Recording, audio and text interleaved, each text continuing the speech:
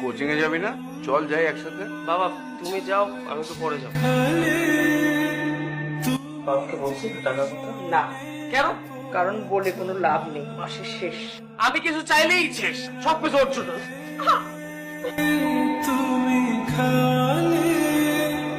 আমি একটু বাইরে যাচ্ছি, দেখি মোড়ের মুচির দোকানটা বসেছে কিনা। এখন বাইরে যাচ্ছ কেন?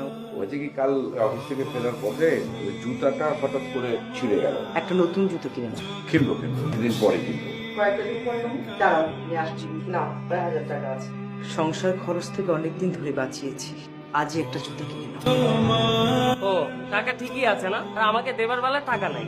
তোর টাকা লাগবে, এই টাকাটা তুমি জোজোকে দিয়ে দাও। আমি সামনের মাসে বেতন পেলেই একজনের জুতা কিনে ফেলবো। আর কত স্যার, এই জুতোর মেয়া তো আরো 3 বছর আগে শেষ হয়ে গেছে স্যার। আর কত স্যার, এবার একটা নতুন জুতা কেনেন স্যার। কিনবো কিনবো। এই ওইটা আঙ্কেল না? কে উনি? আরে উনি তোমার বাবা না?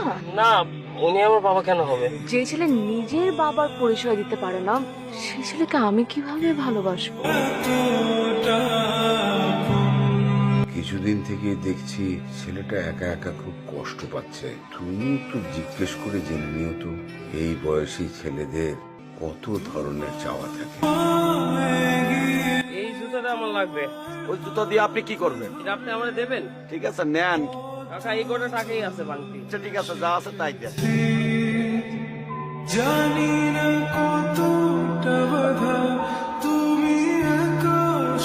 টাকার ব্যবস্থা হলো? না, এতগুলো টাকা কোথা থেকে যে জোগাড় করব কিছুই তো বুঝতে পারছি না।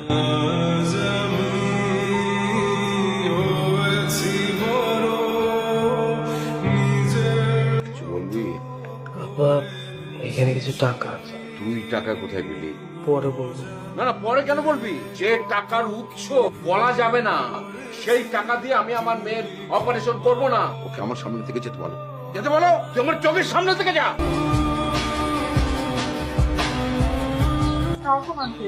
আপনি যদি আমার সাথে যেতে হবে।